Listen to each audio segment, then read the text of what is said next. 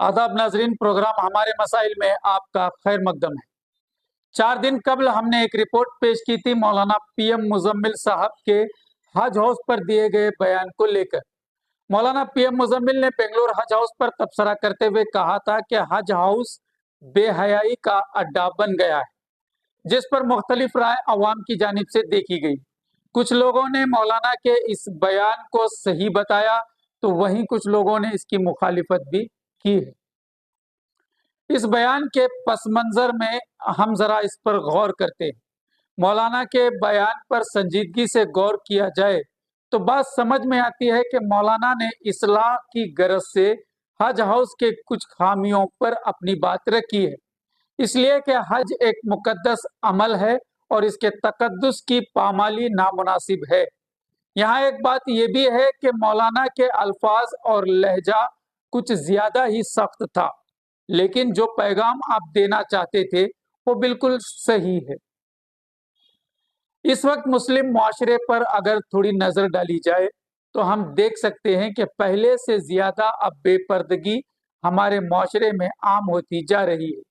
Social media पर मुस्लिम खवातीन व नौजवान लड़कियां अपनी तस्वीरें शेयर करती हैं, जिस पर हजारों गैर महरम माशा अल्लाह, सुभान अल्लाह जैसे कमेंट्स करते रहते हैं।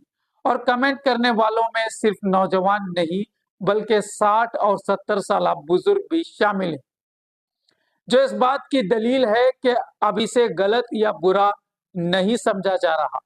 आपको बता दें कि यह माशाअल्लाह और सुभान अल्लाह का सफर पर्सनल चैटिंग तक पहुंच जाता है और फिर यहीं से नाजायज रिश्ते जन्म लेते हैं। एक जमाना था कि जब औरत को घरेलू या चार दीवारी में रहने वाली माना जाता था, इसलिए कि औरत वाकई चार दीवारी में रहा करती थी और इसे बाहर की दुनिया का इल्म नहीं हुआ करता था। लेकिन आज ऐसा नहीं है। आज औरत बाजार की जीनत बन गई है। होटलों में मर्दों से ज्यादा खवातीन नजर आती हैं और इसे बुरा भी नहीं समझा जाता।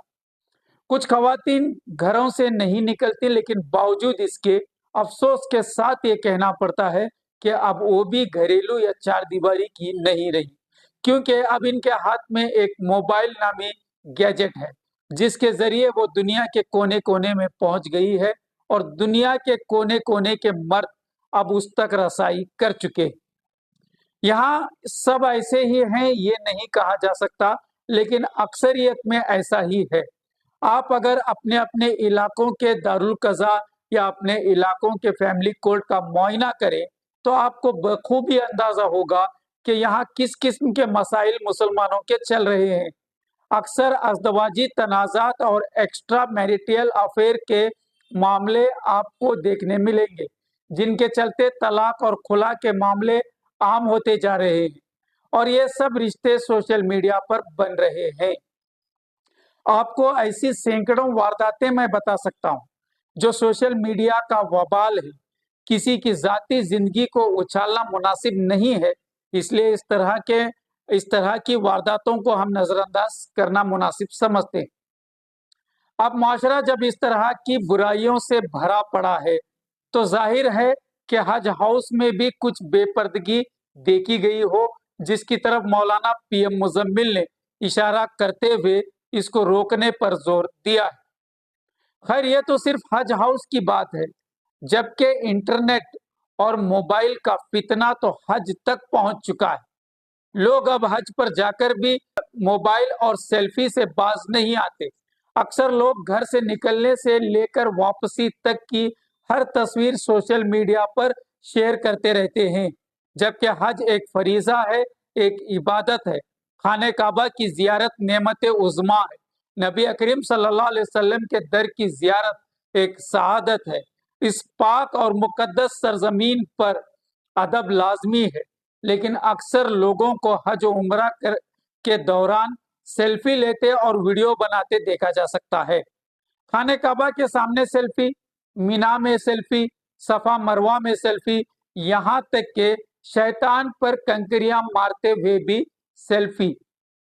हद तो यह है कि सुनहरी जालियों के सामने भी पहुंचकर लोग सेल्फी या वीडियो से बाज नहीं आते।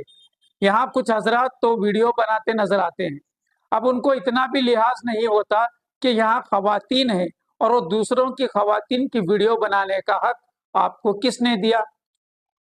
इनके हाथ में आप देख सकते हैं बाकायदा स्टैंडर्ड सेल्फी स्टिक है, यानी ये सफर में मुकम्मल तैयारी से आए होते हैं। सेल्फी स्टिक, स्टैंड, माइक, अब ये सब हज के सफर में शामिल है। एक जमाना था जब हम सुनते थे कि काबा पे पड़ी जब पहली नजर, क्या चीज थी दुनिया भूल गया, लेकिन अब ये कैफियत बहुत कम देखने को मिलती है। हज में कई अरकान अदा करने होते हैं, बिल्कुल यकसुई के साथ अल्लाह का कुर्ब हासिल करने का ये एक सुनहरा मौका होता है। हर जगह वीडियो या फोटोग्राफी करना, सोशल मीडिया पर शेयर करना, इससे हम अंदाजा लगा सकते हैं कि हम अल्लाह के घर और नबी के दर पर पहुंचकर भी दुनियादारी से बाज नहीं आ रहे। खैर, इस तरह के मामलात पर जब उलमा कराम बोलते हैं तो उनकी बातों की मुखालिफत करने से बेहतर है कि उस पर गौर व फिक्र करें, उन खामियों को दूर करने की कोशिश करें। अलमिया तो ये है कि उलमा बेबाकी से बोलते नहीं हैं, लेकिन जब एक आध उलमा बोल रहे हैं तो उनकी बातों पर गौर करना चाहिए। आप इस पर क्या सोचते हैं, कमेंट करके जरूर बताएं और देखते रहें एस इंडिया।